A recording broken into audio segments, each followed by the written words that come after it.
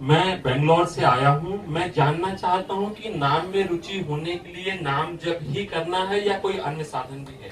हाँ, उसमें अन्य उसकी उत्साह वर्धन के लिए सबसे प्रधान साधन है सत्संग। साधन को हरि भजन है, कह सत्संग सहाय।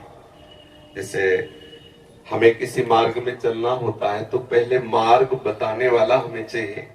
जहां हमें चलना है हमें उसकी जानकारी के साथ हमें उत्साह वर्धन करने वाला चाहिए। फिर हमें चलने के लिए सामर्थ्य चाहिए। सत्संग हमें उत्साह वर्धन कराता है। सत्संग हमें भगवान के अद्भुत अद्भुत करुणा में लीला चरित्रों का ज्ञान कराता है।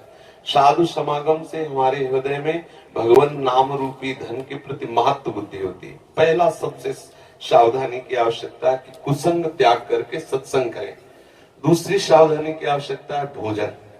अगर आप यहाँ सत्संग की और गंदे विचार वालों का संग किया, अभिमानी जनों का संग किया, तो इसका रंग नहीं चढ़ेगा। क्योंकि बहुत जन्मों से हम उसी कुसंग में पड़े रहे।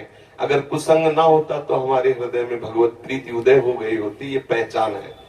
कुसंग की पहचान है नाना प्रकार की दुर्वासनाएं, शरीर भोग आदि के लिए हमारे हृदय में लालसा होना, वो है। इसका मतलब बहुत समय से कुसंग होता रहा है। अब कुसंग के संस्कार अधिक होने के कारण सत्संग के संस्कार जब अंदर जाएंगे तो कुसंग को भगाने की चेष्टा करेंगे। और कहीं कुसंग मिल गया तो कुसंग के संस्कार और पुष्ट हो जाएंगे। एक संसार दुष्ट की संगति, ताहू में तुम पुष्ट कराओ।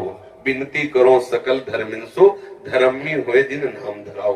कर सेवक जी कह रहे हो वैसे संसार में दुष्ट स्वभाव की बढ़ोतरी है, और यदि तुम दुष्ट स्वभाव वाले लोगों से मिलते रहे तो तुम्हारा दुष्ट स्वभाव पुष्ट हो जाएगा।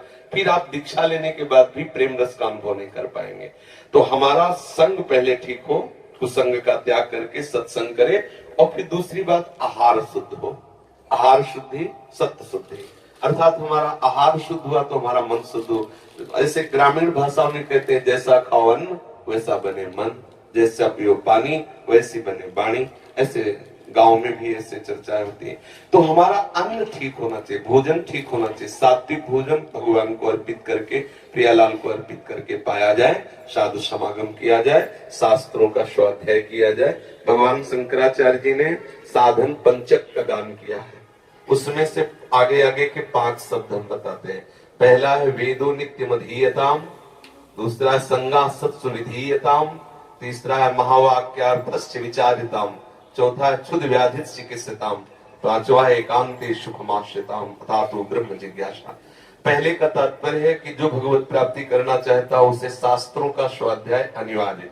यदि पढ़ा लिखा नहीं है तो जहां शास्त्रों का गान होता है वहां सुनना चाहिए। श्रवण से भी पठन का लाभ प्राप्त हो जाता है। श्रवण और पठन का एक ही फल है।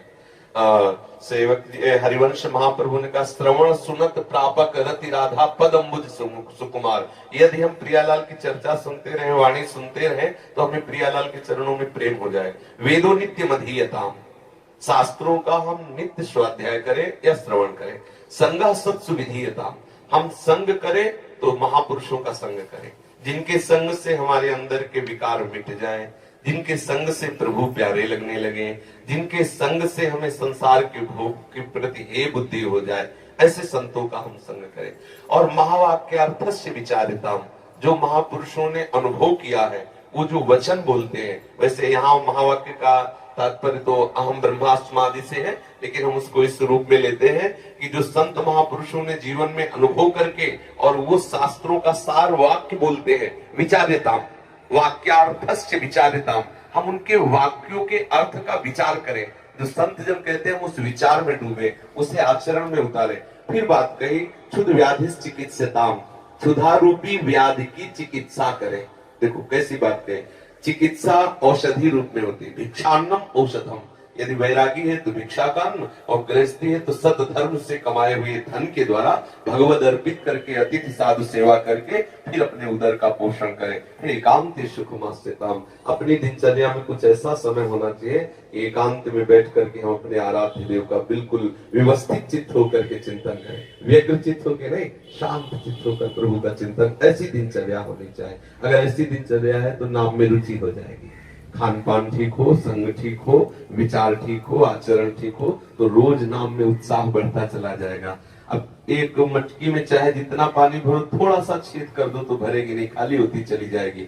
ऐसे ही अगर थोड़े से गंदे आचरण, थोड़ा सा असाधन, तो हम नाम जब करते हैं वो भरता नहीं है नाम का भाव, वो धीरे धीरे निकलता रहता है। बहुत समय व्यतीत हो जाता है, फिर हमें अश्रद्धा होने लगती है कि यार नाम जपने से कुछ लाभ तो मिला नहीं, अभी वही विकार बने हैं, अभी वही वासना है। सुनते थे नाम में आनंद मिलता है, लेकिन आनंद तो मिला नहीं। नाम आनंद में है, पर उसके साथ जो हमें परहेज करना है वो हम कर जाए तो बहुत जल्दी लाभ प्राप्त हो जाएगा। धीरे धीरे धीरे धीरे नाम का प्रभाव ऐसा चढ़ेगा कि जिह्वा को और कुछ अच्छा ही नहीं लगेगा। ये जो षट्रस आदि व्यंजन है बिल्कुल अच्छा नहीं लगेगा। देखो, जिसको सांप काटता है ना गाँव में, उसे नीम की पत्ती खवाई जाती है पहचान करने के लिए, जहर चढ़ गया कि नहीं। पूछा जाता है कैसा लगा, उसने कहा कड़वी, तो बोले सांप जहरीला नहीं था क्योंकि जहर नहीं चढ़ा। और अगर उसने बोला कि नीम की पत्ती मीठी, तो बोले बस सांप का जहर चढ़ गया। संसार कैसा, दुखालयम, बोले नहीं मुझे सुखी ले, सुखमय लग रहा है, बोले जहर चढ़ गया। ये काल रूपी सर्प का जहर चढ़ गया, क्योंकि विषय मुझे जो दुख देने वाले वो सुखमय लग रहे हैं। अब झाड़ने फूकने वाले अपना मंत्र शुरू कर देते हैं। संत महात्मा है झाड़ने फूकने वाले, उपदेश दे के, मंत्र दे करके उसके विष को उतारते हैं। और जब तक वो विष नहीं उतरता तब तक उसे नीम मीठी लगती है। जब तक तुम्हें संसार के भोग अच्छे लग रहे हैं, तो समझ लो अभी जहर उतर नहीं रहा है। बराबर मंत्र जाप करते रहो, बराबर सत्संग करते रहो, और जहां जहर उतरा तो राधा नाम सुधार तुम जिह्वास्त में पियो। आंखों से आंसू आएंगे, जिह्वा से नाम निकलेगा, रोम रोम खड़ा हो जाएगा। ऐसा नाम महासुखमय है, पर हम अभ्यास करते रहे। जिन संतों को स्वाद मिला नाच नाच करके जगत को पावन कर दिया, हरि यश गा करके, इसलिए नाम जापक को चाहिए कि भोजन और संग दो पर दृष्टि रखे। भले उपवास करना पड़े, अशुद्ध अपवित्र जिसे हम जानते नहीं, जिसके चरित्र को हम नहीं जानते, उसके हाथ का ना पावे। पता नहीं कौन से आचरण करके कैसा लाया है भोजन, वो हमारी बुद्धि को कैसा प्रभावित कर दे। ये अगर दो बात ध्यान रहे, संग और भोजन, तो हमारा भजन बढ़ता चला जाएगा।